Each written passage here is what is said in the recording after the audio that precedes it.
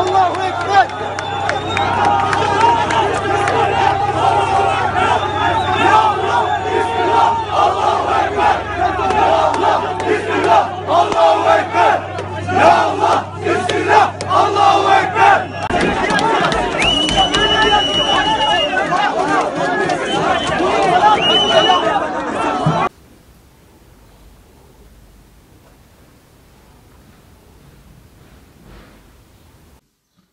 Kavga çıksa mahkeme uzanacak. O tartışma falan çıkartmadık biz de hainler yüzünden. Şimdi namaz kıldıktan sonra sadece tehlike yok, başka bir şey yok. Yani tehlike ayna gibi, ayakkabı falan giyemedik. Şimdi o şekilde dediğim gibi devam.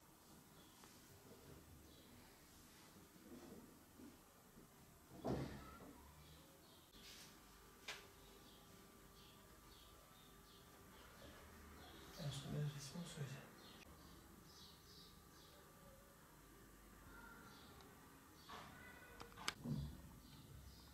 Onlar da kaldı, ben geldim. En son resmimiz buydu bizim. O resim yani dinine ve memleketine ve ülkesine düşkün insan. Çocuklar çıkıyor böyle, babaya diyor ki dışarı Cumhuriyeti.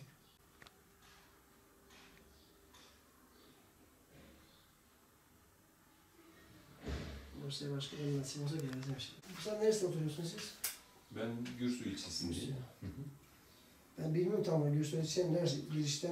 Eşim okula başlarken 3'e kadar okumuş. 3'ten sonra türbanlı olarak okula gidince okula bile gelemesin demişler. O da o günden sonra okula bir daha uğramıyor. Dolayısıyla o gün tesettür olarak devam ettiği için niyet etmiş. Bir de okulu devam etmiyordu. Kur'an-ı Kerim'i okuyacağım, hatim edeceğim. Öyle şey yapmış kendine göre. Okul yüzü bir daha görmüyor. O günden sonra kızıyor. Başörtü yüzünden. O da tabii görevini yerine getiriyor. Yani aynı kapalı olarak, tesettür olarak devam ediyor Kur'an-ı Kerim'ine.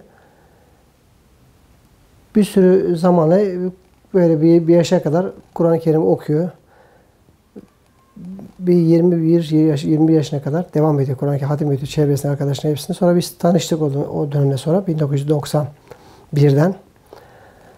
Nasip oldu. Biz tanıştığımızda tabii beni çevredeki kız kardeşim vardı. Beraber çalıştıkları için böyle işte konuşmuş abim falan diye iyidir demiş bu şekilde.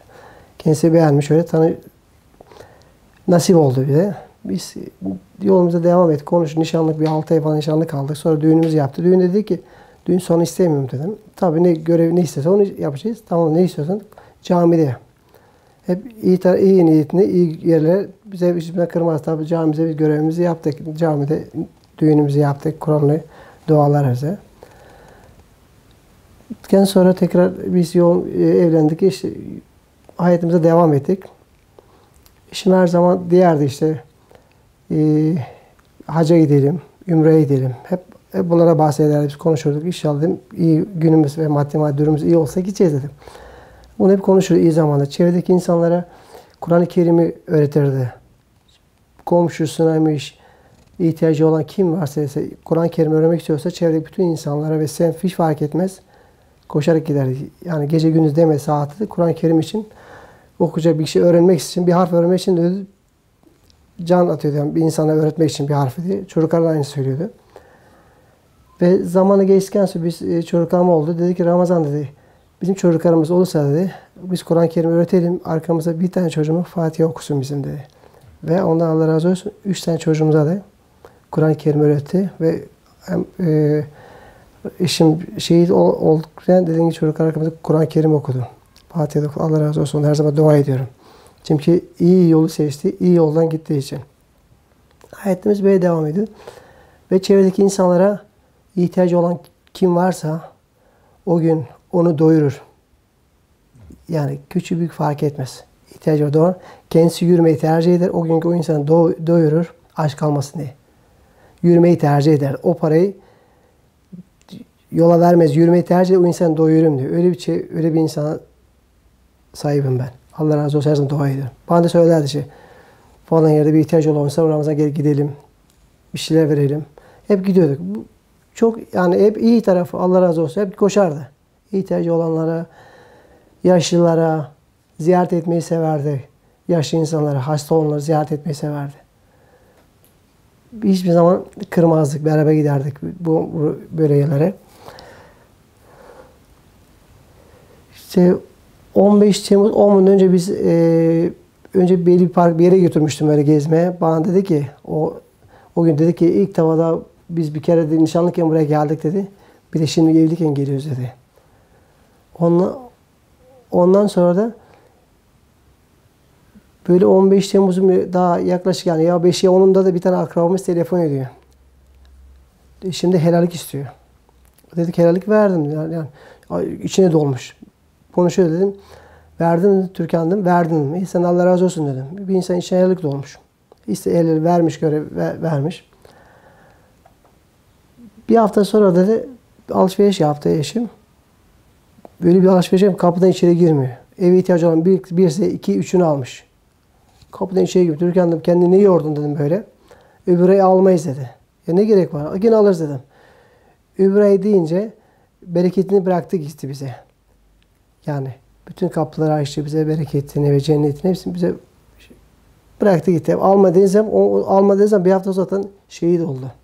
15 Temmuz gecesi de biz yani 10 ile 10.30 ile 11 arası biz icrada eşim çalışıyordu. Ondan önce çalışmadan önce ben onu unuttum size söylemeyi. Benim ayağımda yırtık var. Son 2 sene eşim mücadele verdi. Ben çalışayım senin ayağın yırtık iyileşsin ondan sonra sen devam edersin dedi. Tabi Allah razı olsun. Ya dediğin gibi hep öyle dedi. Ya, iyileşmiyor. Uzun bir zamanda bir yarım vardı ayağımda. İyileşmedi. Dedi ki son 2 sene niyet etti. Ben çalışacağım dedi. Sana iyileşene kadar dedi. O da çocuklarımız okuyor. Maddi bir ihtiyaç var dediğin gibi. Allah razı olsun gene onda. Ha, bir ekmeği paylaşırdık yani. 2 ekmek zarar olur. Çöpe gider günahtır diye. Bir ekmeği her zaman bitiririz. Yani çöpe gitmesin diye o kadar ya tutumlu ve iyi bir insandı. 15 Temmuz gecesi de saat 10.30 ile 11 arası biz evde oturuyoruz. Büyük çocuğum dışarıda. Küçük kızım 12 yaşında. Evde yatıyordu. O zaten 10 ile 10.30 oldu mu yatardı dediğim gibi erken. Biz de o saat sonra bizim bir akrabada telefon geldi. Darbe oluyor diye. Ben dedim ki nasıl ya darbe oluyor? Kim ki dedim onda. Kendi kendime öyle eşimle konuşurken. Sonra kumandayı aldım kanalları kucalıyorum. Hep son dakika. Haberi var. Başka bir şey yok. Şimdi Ramazan kalk gidelim dedi. Dedim birazcık oturalım dedim. Yok dedi. Tamam dedim. O dedi ki 60 tane namazım kılacağım 2 rekat. O zaman toparlandı. Zaten bir tişörtümü var üstümüze aldık. O namazı kılarken kapıdan aşağı indim. Ben kapıdan aşağı inerken benden sonra kapıyı çekiyor. O kızım içeride yatırken aşağıya ablam var. Büyük ablam aşağıda oturuyor. Anahtarı sıkıştırıyor eline. Önce Allah sonra sana emanet ediyor çocuğun diyor. Ben ablam bir ay sonra söylüyor bu konuyu bana. Biz yolumuza devam ettik tekrar. Yollara insanlar balkonlara bakıyor, eminlere çağırıyoruz. Aşağı inin, balkona beklemeyin, yürüyelim vatanımız için, bayrağımızla beraber yola devam ediyoruz. Biz bayağı yürüdük buradan. 4 yıla kadar gittik. Bir dedik 4 yıl yürümümüzde ilçe emniyete mi gidelim? Yoksa dedim AK Parti ilçe başkanı var. Oraya mı gidelim? Kararımız insanlar toplanacak ya. Bir meydana vardı. Kimse yok. Tek tük insanlar gelip gidiyor. Biz bu kadar çabamız devam ettik ama insanları çağırıyoruz giderken. Hem duamızı ediyoruz, bayrağımızı. Bir de kim bu hainler diyorum ya. Böyle güzel memleketim varken. Yaşıyor şükrümüz, dua ediyoruz şimdi. Sonra biz daha yürüdük. Baktık insanlarımız geri bir son durağa kadar devam ettik. Esenler son durak. İlçe emniyete kadar yürüdük. Bayağı varım buradan oraya. Tekrar oraya varınca biraz insanlar çoğaldı, millet geldi böyle. Ona sevindim. Çünkü biz buraya giderken yalnız gidiyorduk. Kocaman bu cadde eşimle beraber devam ettik biz. Sonra bayağı yürüdük. Dualarımızı tekrar bayrağımıza, insanlarımıza bayağı çoğaldık. Halkımız bayağı birleştik. İlçe emniyete vardıktan sonra dediler ki Cumhurbaşkanımız Atatürk Havalimanı'na gelecek. Oradan tekrar döndük. Bayağı yürüdük. Çevre yoluna girmemiz lazım ama ardından çevre yol girmem için mahalle arasında devam ettik. Sonra çevre yoluna gireceğiz. Bir 5-10 dakika daha yürüdük. Çevre yoluna girdik. O çevre yolunda arabalar vızır vızır geçerken baktım o gün hiç araba yok. Sevindim. İnsanlarımız böyle oldu. Kenetledi bayağı var. Yani iğne atsan düşmez hani. O çevre yolunda 4-5 araç geçen yolda bir tane araç geçmiyor. Sevindim. İnsanlarımıza, büyük bayrağımız da var. Dev büyük bayrak tuttuk öyle. O bayrakla 5 dakika falan eşimle beraber yürüdüm. Dedim ki sonra eşim yalnız kalmasın diye bayrağı 2 tane vatandaşıma teslim ettim. Ayrı büyük çünkü bayağı tutuyoruz. Teslim ettikten sonra eşimle devam ettim. Dedim ki öyle güzel dedim. Bir telefonu çıkartayım dedim. Şu güzel görüntüyü çekeyim dedim. Ve o telefon çekip tekrar cebime geri koydum. Nasip hani yani dedim görüntüyü bir çekeyim dedim. Bir, nasip olma. Tekrar telefonu cebime koydum. Eşimize yürüdük. Türkan dedim biraz dedim oturalım dedim. Yok dedi Ramazan dedi. Vatan elde gidiyor dedi. Allah korusun dedim ben de. Bu kelimesi bu. Allah korusun dedim ben. O zaman dedik devam edeceğiz. Tamam biz de yolumuza devam ettik. Biz bayağı biraz daha gittik. Üst geçte insanlar bağırıyormuş. Onlar üst geçte tank geliyormuş ya. Biz görmüyoruz. Biz devam ediyoruz yolumuza. Sonra o kargaşasından soluma baktım ben. Baktım insanlar kaçıyor sağa sola. Bir baktım tank geliyor. Şaşırdım. O tankı görünce dondum kaldım. Yol ortasında. Türkiye eşime dedim ki Türkan sen sol tarafta dedim kal. Ben ortadan kaldım. Ben onu dedim ki eşime bir şey olmasın diye solda kal dedim. Bari tarafına kendi atsa bile kurtarır dedim. Ben yol ortasına kaldım. Çünkü onu görünce hainler o zaten göz perdem benim kapandı. Çünkü böyle bir şey görmemişiz biz. O hain tankı soldaki insanlar vurdu gitti öyle. Ben nasıl koştum Türkiye'nin bekliyordum ki yani öbür tarafta. Bir baktım ki eşim yerde. Koşarak kucakladım eşimi. Kafadan darbe almıştı. Ya yalvarıyorum Türkan bir ses ver, bir şey konuş. Yok. Vücut sıcak ama kafada darbe aldığı için konuşamıyor. Hastaneye götüreceğim. Nasıl götüreceğim? Yol karabalık. Gelirken nasıl yürüdük biliyorum. Düşünüyorum nasıl götürürüm diye. Allah'ım yardım et diyorum bana. Yolları aç ki eşimi götüreyim. Orada insanlar ilk araçta durdu. Eşimi arabaya attık. 5-6 kişi insana yardım etti. Allah razı olsun her zaman diyorum. Biz hastaneye getirdik ama hastane dedim ki 10 ve 15 dakika aşağı gidemem diyor. Arabayla diyor. Yollar kapalı. Nasıl ulaşacağım diye. Bir de eşimi kucağımda kafada darbe aldığı için üstü başım hep kan. Ama yalvarıyorum bir kelime söylesin. Söylemiyor. Çünkü konuşamıyor. Çenede ve kafadan darbe aldığı için. Hastaneye götürdük. O yoldan 4 dakikada hastaneye vardık. Ben düşüncem 15 dakikaydı ya. Cenab-ı Allah bugün yardım etti. 4 dakikada beni hastaneye attılar. İlk hastaneden gidemizdik. Doktora falan müdahale etti. Bir 10 dakika kalk falan çalışıyor diye. Nasıl beyinde kafa darbe aldı dedik. Büyük hastaneye kaldıracağız dedi. Hem ambulans çağırdı. 5 dakikada ambulans geldi. Bağcılar eğitim araçlarına götürdüler. Orada 2 saat ameliyat sürdü. Sonra bizi içeri almıyorlar zaten. Bütün kapıları kapattılar. Şimdi yaralar ve insanları getiriyorlar. Biz de orada geldi tabii hastanemizi götürdük. Hastane bahçesi çok kalabalık. Bütün akrabalar, çevrede insan hepsi geldiler bizim dediğim gibi. Biz de bekliyoruz. Eşim inşallah sağ çıkar. Dualarımızı ediyoruz. Bütün insan kardeşlerim var. Benim oğlum aradı. Baba neredesin? Telefona cevap veremedim. Annesinin arayınca cevap vermeyince orada amcasını arıyor. Ufak amcasını arıyor. Amca diyor ki böyle bir hastanedeyiz diyor. Ama annen şehit oldu ve yaralı diyor. Hastaneye geldi. O da diyor ki yok diyor bir şey oldu diyor. Söylemiyorsun diyor. Tabii sonra şehit olunca duyunca kalkıp 2 rekat namaz kılıyor benim oğlum. Çünkü annem iyi yani bu yolda gitti. İstediğine ulaştı. Çünkü dedim ya 7-24 saat Kur'an okuyordu. Gece kalkarım 3'te 4'te hep Kur'an okurdu. 2 saat bizi içeri almadılar. 2 saat sonra kapılar için doktora falan içeri baktım ki içeri gireyim eşimi arıyorum. Doktor biri başhekim beni çağırdı dedi ki oturur musun dedi. Dedim yok oturmayacağım. Oturmaya gelmedik biz. Yaralı bir insanı getirmişim ben buraya da. Dedi ki başın sağ olsun dedi. Öyle deyince çöktüm ben.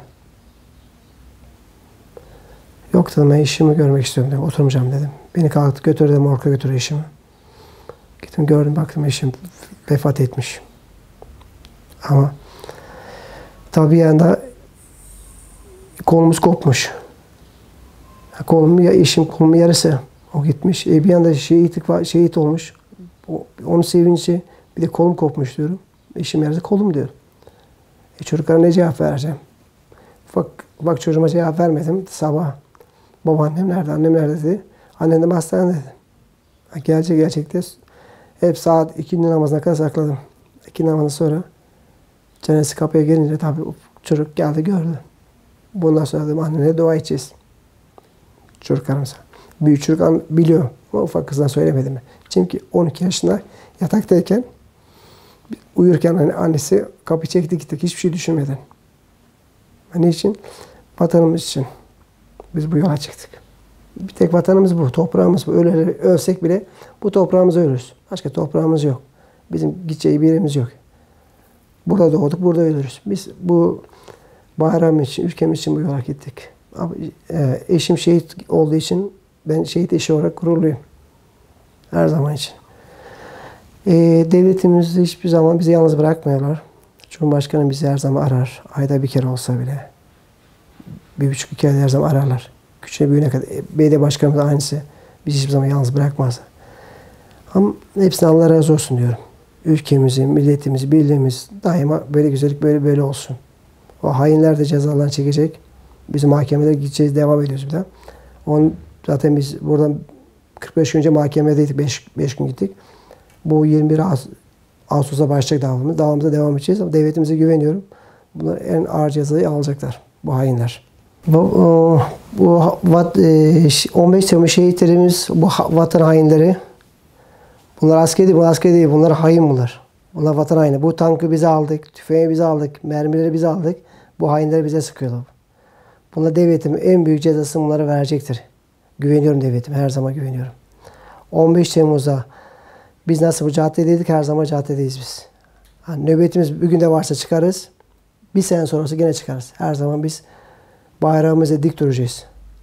Bu hainlere karşı hiçbir zaman eğilmeyeceğiz.